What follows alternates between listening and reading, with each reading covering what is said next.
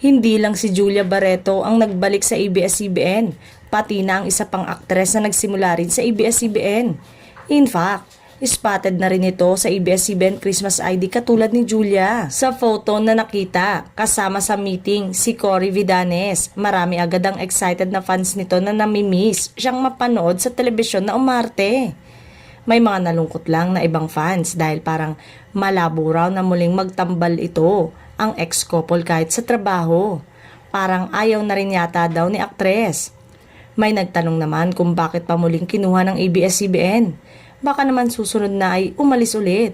Kung sino daw ito ay maghintay lang daw tayo.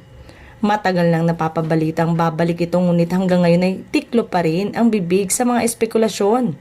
Hindi naman sigurado kung dahil tuluyan na itong magiging kapamilya.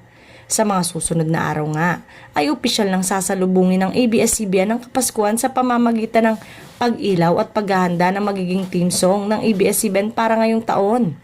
Ang Christmas Station ID ay isa ng yearly tradition ng ABS-CBN na naglalayong magatid ng masaya at makahulugang pagdiriwang ng Pasko para sa lahat, maging ang mga bagong muka at serye na aabangan sa Kapamilya Network.